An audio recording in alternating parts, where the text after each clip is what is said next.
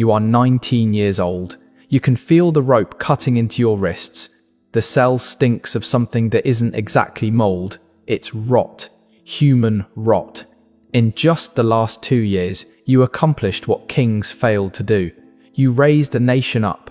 You cracked siege lines that seasoned strategists swore could never fall. English commanders have jolted awake in the night, your name echoing through their dreams. And still, they caught you. Your head has been shaved bare. The cold air bites your scalp, as if thousands of needles are stabbing at once. They paraded you through that disgrace, as if it were a ceremony turned inside out, stripping you down layer by layer. Your armor is gone. Your voice no longer carries weight. When you speak, the guards don't even react. Today, you signed a document. The words blur together now, but the shape of their meaning is burned into you. Deny your saints. The voices are demons. The visions that redirected history, mere hallucinations. The mission God placed on you, nothing but delusion, and wear this dress. Tight, humiliating, choking. A garment meant to turn you back into an object instead of a fighter. You believed you were saving your life. What you truly signed was a flawless snare. And the most vicious part is that they designed it so you would step into it willingly. This is the story of how Joan of Arc was legally destroyed, how the most advanced legal system of the medieval world was sharpened and aimed at a teenage girl who never realized she was entering a cage with no exit. This isn't merely about a trial. It's about the methodical dismantling of a human being using law as the instrument. And what happened to her in 1431 is not confined to the past, it still happens now. If you believe history deserves to be told accurately, stay with me, because this is a story someone tried very hard to erase. Let's go back to 1429. You have to understand who Joan was before they broke her, because that's the only way to grasp how they did it. France is dying, not figuratively, literally. The 100 Years' War has been grinding on for over a century. Think about that. 100 years of a nation bleeding while the English take territory piece by piece, fortress by fortress. The south is English, the north is English, the coastline is English. Your king sits in a palace at Bourges, uncrowned, watching his realm shrivel like a body left under the sun. The war isn't just draining gold anymore, it has drained belief. Military leaders are convinced the English cannot be defeated.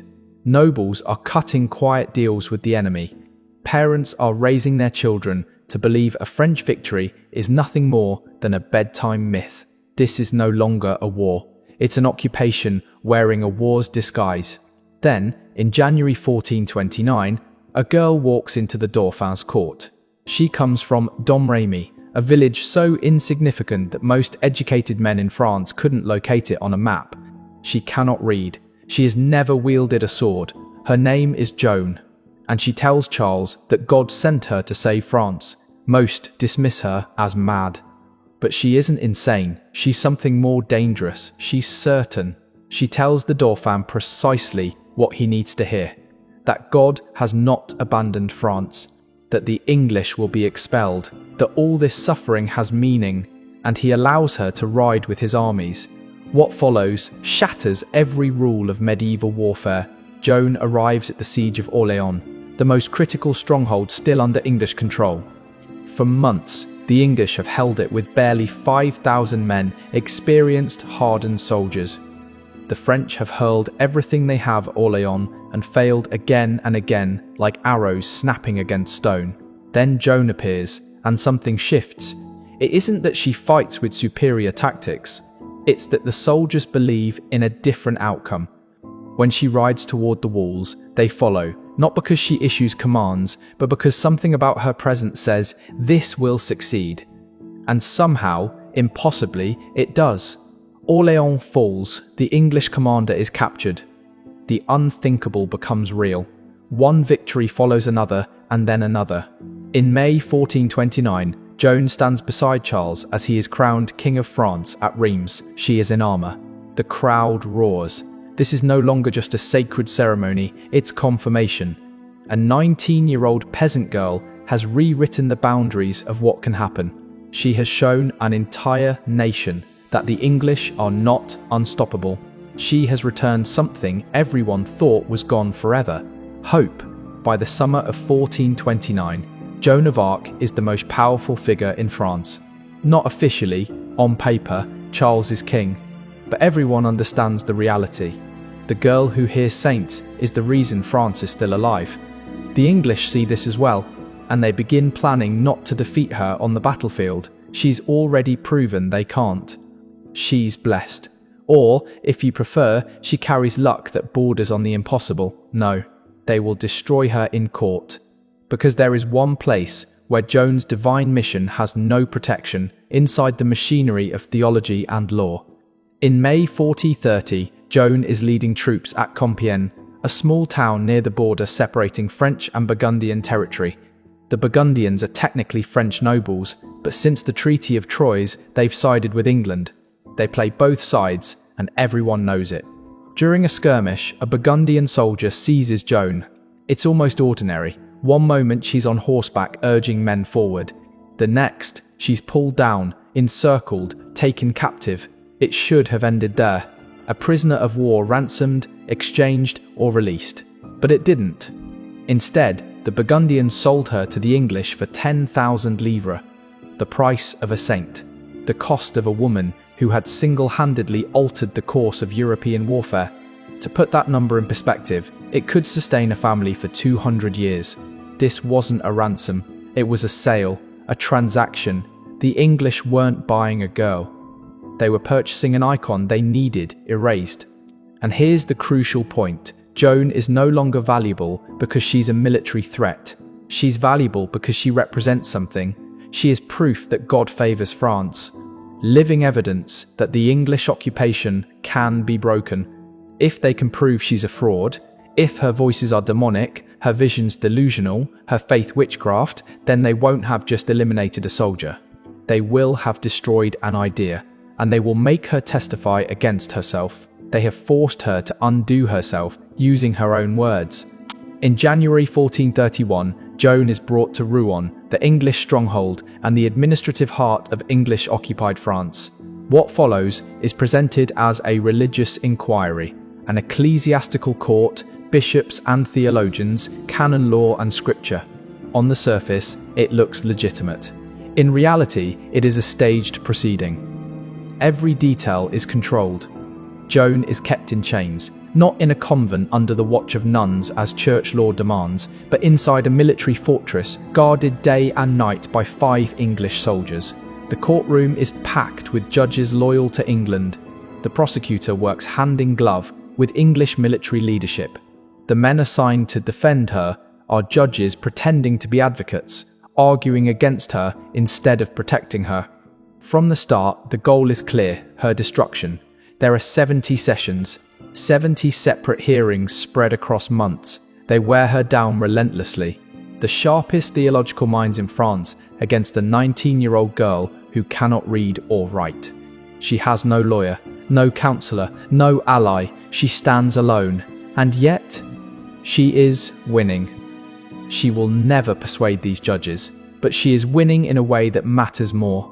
She is winning in the arena of reason.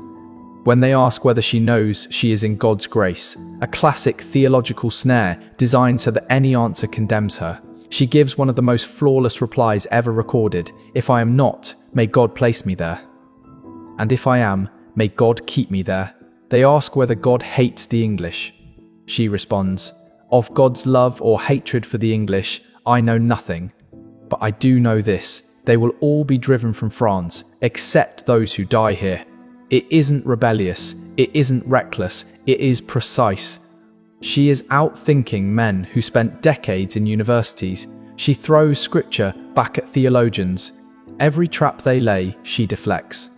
When they threaten her with torture, they show her the tools, the rack, the strappado, devices meant to tear joints apart while keeping the victim alive long enough to suffer. She looks at them and says, "Truly, if you were to pull my limbs from my body and separate my soul from it, I would tell you nothing more." Then she adds the part that matters most: "And if I did say anything, I would later say that you forced me to say it." She is telling them that confessions gained through torture are meaningless. She understands legal procedure better than her judges. She knows they can destroy her body, but her testimony would forever be tainted, and so they retreat.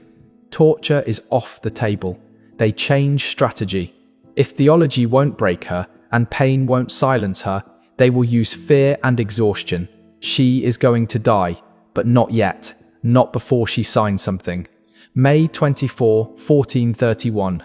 You are pulled from your cell one last time. You don't know it's the last, but your body senses the difference. There is finality in the way the guards grip you. You are taken to the cemetery of Saint-Ouen, a public square. Hundreds are already there. No thousands. Word has spread. This is the day Joan burns. A scaffold stands in the square with two preachers atop it.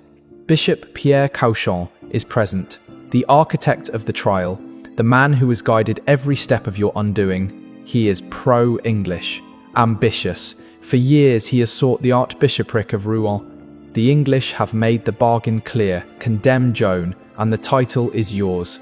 He is about to deliver a final sermon, branding you a heretic, a witch, a threat to Christendom. But first, they offer you a choice. A notary steps forward with a document. It is explained at least. A shortened version is read aloud. You will deny your visions. You will admit your voices are demonic. You will agree to wear women's clothing and submit to the church. If you sign, your life will be spared. Prison instead of fire. The executioner stands beside the pyre. You can see the wood stacked high, dry, waiting. You are terrified. Exhausted, you have been chained for months. Interrogated through 70 hearings.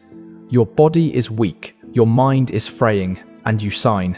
Years later, during Joan's rehabilitation trial, held 25 years after her death, witnesses would testify that the document she actually marked was only a few lines long.